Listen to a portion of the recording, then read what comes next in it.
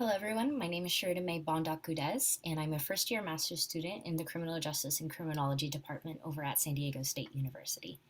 And today I'm going to be sharing my thesis project with y'all on social disorganization in the multi ethnic city of San Diego. I just want to say first that this presentation was originally created for the Western Society of Criminology conference that I presented just a few days ago in Hawaii. But I chose to record it and post it online for the public to be able to view. But yeah. So before I share my project with y'all, I'd just like to start off by sharing a little bit of my own personal background. So I've been living in San Diego City for the past 13 years of my life, and the neighborhood I grew up and currently still reside in is called Logan Heights. So Logan Heights is one of San Diego's largest Chicanx immigrant neighborhoods, as well as one of its poorest. My neighborhood is riddled with abandoned buildings, industrial areas, and very little green space. Crime and gang activity are frequent, and constant police presence on our streets is a normal occurrence. It is not unusual to see police helicopters hovering around my neighborhood, telling everyone to lock down their doors because of a runaway suspect.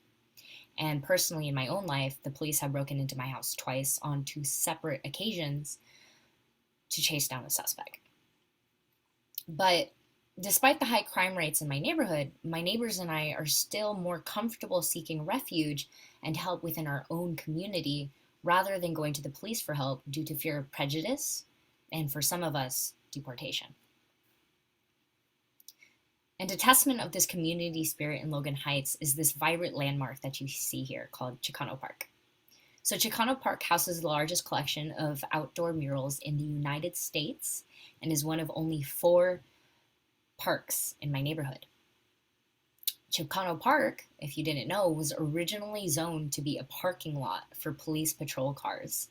But when the residents of my neighborhood heard this, they protested and petitioned against the government to turn it into a green space for future generations to come. So in all, because of my personal experience growing up in Logan Heights and learning about the culture and history behind my neighborhood, I questioned why many of my neighbors held negative viewpoints towards the police. And as I grew older, I wondered why there was often tense relations between the police and immigrant minority neighborhoods. This curiosity eventually grew into the seed that started my research project on police behavior in my own hometown of San Diego City. So when I began this thesis, I used social disorganization theory as one of the theoretical frameworks of my study, as the theoretical framework of my study, because of its relevance to certain community characteristics I saw while growing up in Logan Heights. So essentially, this theory states that location and the context within that location matters when it comes to crime rates and delinquency. So early research on this theory found certain variables to be linked to higher crime rates. For example, the classic ones are high residential mobility, unsupervised youth groups, and ethnic heterogeneity, right? But as more contemporary research came in, this research found additional environmental factors that also played an important role on the rate of crime in communities, such as family disruption, population density, and racial segregation, particularly of African Americans.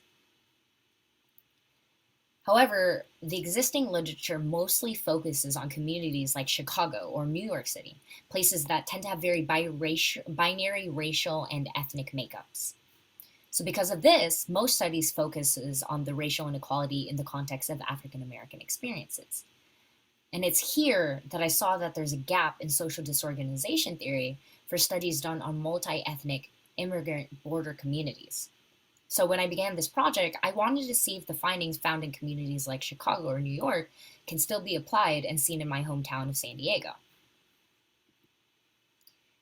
So to begin my thesis, I was guided by 2 research questions. 1, do communities that experience various forms of distress highlighted in social disorganization theory have a greater police presence? And 2, do communities with large minority populations experience more engagement with law enforcement than communities that have higher white populations? So to explore my research questions, I gathered about 72,000 police charge reports from the San Diego Police Department, which spanned the entirety of the 2019 year. During my data cleaning process, I only included police reports that were within the San Diego city limits, were complete reports, and ones that had an associated charge. So then my final sample size was 34,781 police reports. The second data set I used for my study was the 2018 American Community Survey, which contains a variety of community characteristics data. The variables I used from this database for my study included percent race, like percent Hispanic, socioeconomic markers like median income, family disruption markers like percent single mother, and immigration status. In addition, the ACS data set had 298 individual census tracts for San Diego City, but I excluded 7 of them because they were for airports and military bases, so not representative of a community. My final sample size then for the ACS data set was 291 census tracts. After all that, I then matched each police report to a specific census tract based on their geographic location, and then all my geocoding and analysis was done on RStudio. So to analyze my data, I used a negative binomial regression model because the police data I had was a count variable and over-dispersed. I also made maps for spatial analysis, as well as predictive margins. But for the interest of time, I'm only going to be going over my regression results and some maps. So first off, on this slide, we have 2 maps of San Diego City. The one on the left shows the distribution of total police reports across the city, and the one on the right shows the various concentrations of percent Hispanic. So what I want to point out here are these communities right here on the south that have a significant overlap between percent Hispanic and total police charge reports. So fun fact, this is where I live. I hope my mouse is pointing in the right area. If not, I'm sorry. You can look for Logan Heights on Google Maps then. But anyway, what I also want to point out is that you'll also notice that the communities in the far south, which runs along the Mexican border, does not share this overlap like the communities right above it.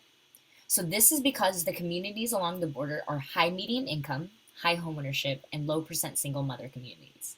While the communities above the border, like the ones where my neighborhood are lower median income areas with low home ownership and high percent single mothers.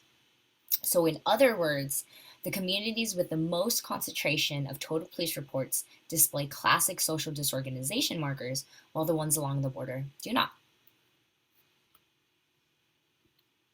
Now on this slide, I have a map of total police charge reports again, and a map of the distribution of percent foreign-born in San Diego. So if you look at the communities in the north of San Diego, there's a large concentration of Asian immigrants there. And in the mid-south, right above the communities next to the Mexican border where my neighborhood is, we have a large concentration of Hispanic immigrant communities, right? So these 2 maps show a significant overlap between these Asian and Hispanic communities in the north and mid-south, and again, we see the opposite for the communities along the border. And again, I want to reiterate, the communities along the border and the Hispanic and Asian immigrant communities in the mid-south and the north differ by their socioeconomic status and family disruption markers. An interesting thing to note, though, is that the communities in the mid-south with high concentration of foreign-borns and total police charge reports are also historically red-line neighborhoods, which housed the first African-American communities in San Diego. So these communities were then later occupied by Hispanic immigrants and refugees, and African-American communities moved a little further northeast. So based on past literature, these red line segregated communities are also highly associated with popular social disorganization markers, such as being under-resourced, due to being cut off from necessary resources, which may contribute to the police charge patterns we're seeing here that we aren't seeing in the more well-off communities along the border. And now, for the interest of time, I will not go into detail on this regression table, but I just wanted to show and highlight the variables that I thought were important in my study. So in this regression model, it shows the data that I received when I did a 6-month study on STPD data for my bachelor's honors thesis project at UC Davis. And as you can see here, the 3 variables I highlighted showed statistical significance for their effects on total police reports. However, when I extended my police data and backdated it by adding the entirety of the 2019 SDPD data for the significance for the three variables that were highlighted in my previous novel all dropped except for percent Hispanic. So my theory on why this significance for my theory on why the significance for these variables dropped in my 2019 model is that my 6-month model had data from late 2019 to early 2020. So my guess, my theory for the significance dropping then may be due to pandemic-related lockdowns on policing and crime in San Diego, but more research on the future is going to be needed to confirm that. So despite the relationship significance dropping in my extended data model, as you can see here in this bar graph, the effects are still in the same direction as the recent 6-month model. Now in this bar graph, a 1-unit increase in the X variable has a increase or decrease percent in the number of police charge reports. And as you can see here, percent Asian and percent Hispanic have a negative effect on police charge reports in San Diego. For example, as percent Asian in a community in San Diego increases, there is a 2.51% decrease in police charge reports in that community. And as you can see here, as percent foreign-born increases in a community in San Diego, there's a 3.24% increase in police charge reports. So what's interesting about this is that both percent Asian and percent Hispanic are highly correlated with percent foreign-born. And as we can see here on the bar graph, both race and immigrant status are having opposite effects on police reports, despite these variables being so closely tied together. What this means is that my findings are suggesting that there's an immigrant status effect on police reports separate from race in San Diego. This finding is complex, though, because past literature on social disorganization found that ethnic homogeneity in communities lowers crime due to shared culture and values, right? While large immigrant groups increases crime due to challenges they face assimilating and being accepted into their new homes. But what we're seeing here in my study is that both of those things are happening at the same time in San Diego. So overall, my research suggests that in multi-ethnic cities like San Diego, communities with large foreign-born populations have a greater police presence and more police-reported crime charges. In addition, these communities tend to also have more poverty, single mothers, and low homeownership. So classic social disorganization markers. On the other hand, communities in San Diego with high median income, high home ownership, and large Asian or Hispanic populations have less reported crime charges. What this means in the end is that there's actually a variation in police reports between native-born populations and foreign-born populations. For example, there's more policing in Hispanic communities that have large foreign-born populations, but there's less policing in Hispanic communities that have a greater share of U.S.-born residents in San Diego. In addition, my study also found that there's a variation in police reports between rich foreign-born populations and poor foreign-born populations. And we saw this variation in the well-off border communities versus the Hispanic and Asian communities above them that were of much lower socioeconomic status. So in the end, my study suggests that there's a need for community enriching programs in low socioeconomic and immigrant communities. Some community programs we can create are English tutoring centers, job search centers, more food banks in these poor immigrant neighborhoods to address the problems of low socioeconomic status, which is a marker of social disorganization. We can also introduce policies that prevent gentrification in these neighborhoods that block affordable housing for most immigrant families. This will then help to reduce high residential mobility, which is another marker of Shaw and McKay's theory. In addition, my study suggests a need for deeper analysis between law enforcement interactions and immigrant communities within multi-ethnic cities. My study raises questions on the over-policing of immigrants in San Diego.